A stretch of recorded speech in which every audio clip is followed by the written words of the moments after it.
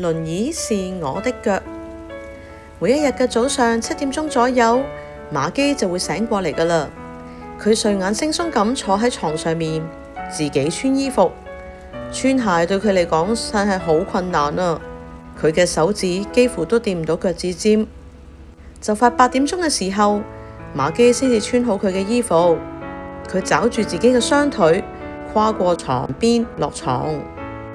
桌上面已經擺好咗早餐啦。媽咪，果醬喺邊度啊？瑪基大聲咁樣問。喺廚子裏面咯。一個聲音從客廳裏面傳出嚟。瑪基就去拎果醬啦。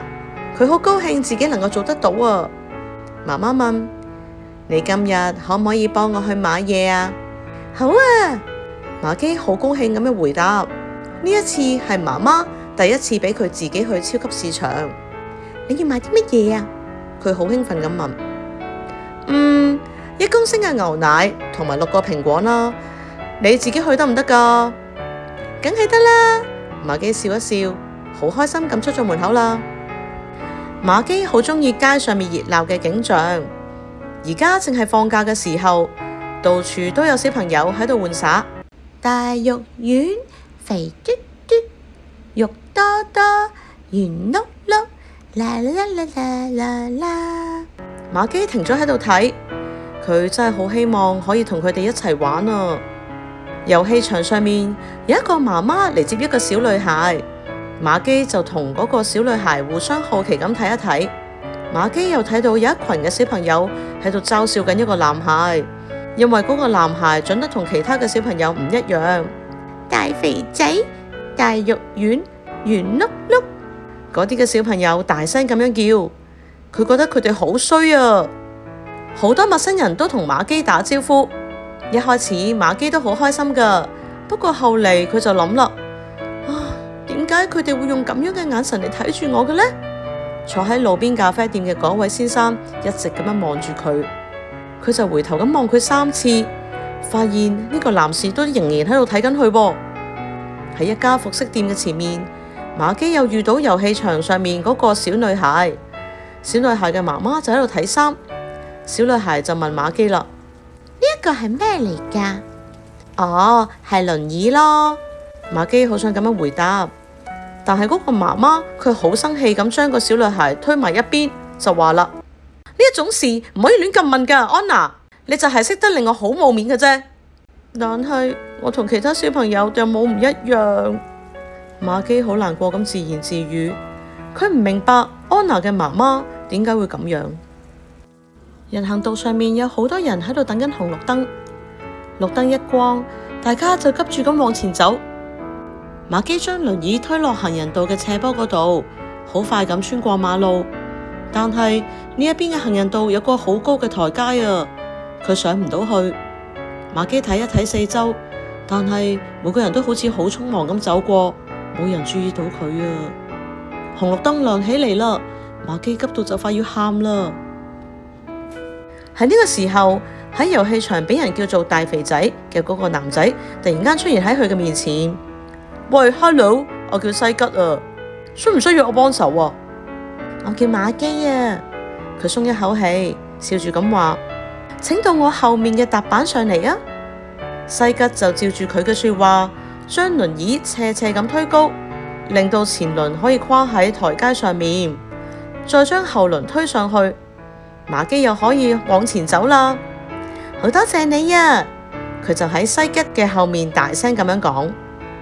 有一對嘅老先生同埋老太太坐喺一張長椅上面曬太陽。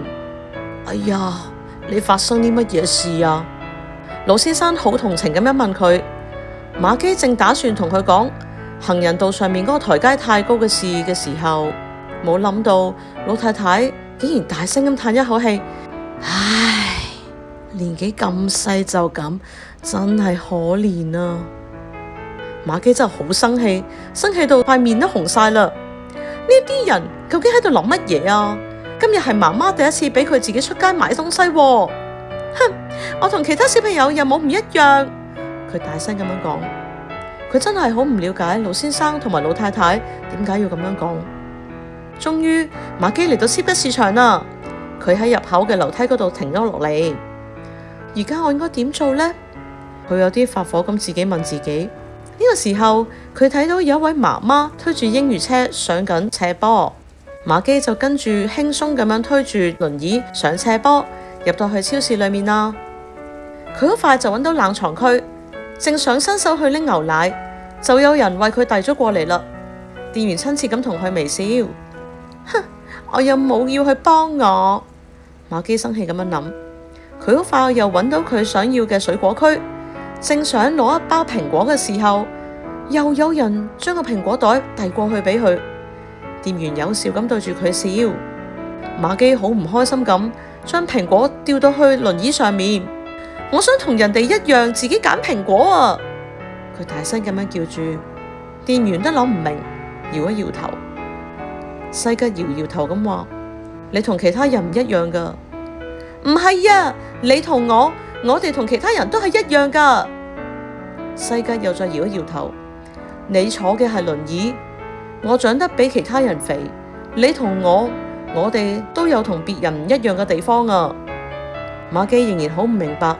西吉就牽起佢嘅手，拉住佢一齊行啦。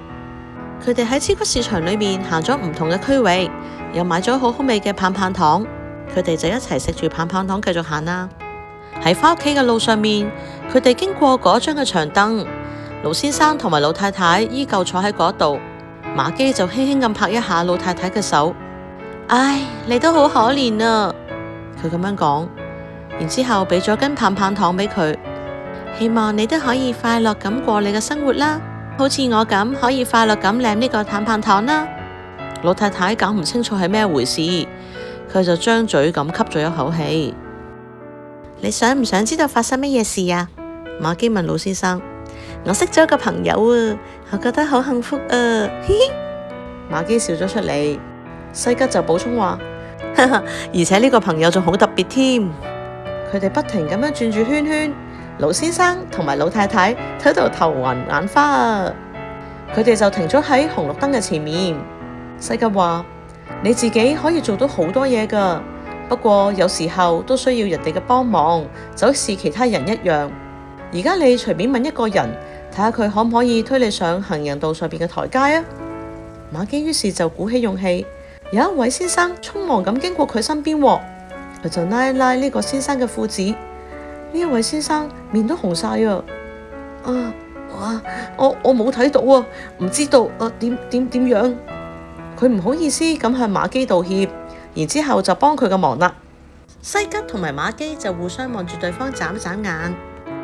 西吉想繼續往前走，瑪基卻係突然間轉咗彎喎。對唔住啊！瑪基向一位正喺度開罰單嘅警察講啦。紅綠燈旁邊嘅行人道嘅台階好高啊，我冇辦法將輪椅推上去。哎呀，咁真係好危險喎！警察點頭咁話：我今日就向市政府反映下呢件事先。多謝你啊！瑪基大聲咁樣講。西吉亦都為佢好高興。西吉喺瑪基嘅輪椅後面推，佢哋跑過整條街。安娜亦都喺後面度跑。今次大家都係抬頭望住，尤其是坐喺路邊咖啡店嘅嗰位先生同埋賣報紙嘅太太。不過瑪基一啲都唔在意啦。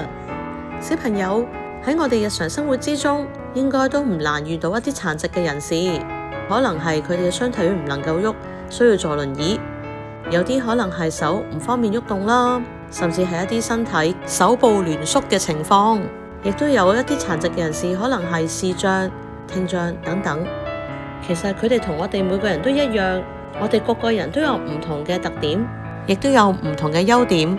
我哋有冇對殘疾嘅人士表示尊重，定係會用一啲奇怪嘅眼光去望住佢哋呢？殘疾人士並唔係希望我哋用同情嘅眼光去睇佢哋，而係要我哋去尊重佢哋啊！調轉頭嚟諗，如果身邊嘅人係用一啲奇異嘅眼光去睇你嘅缺點，或者你自己唔中意嘅地方，加以取笑你嘅心裏面又覺得點樣呢？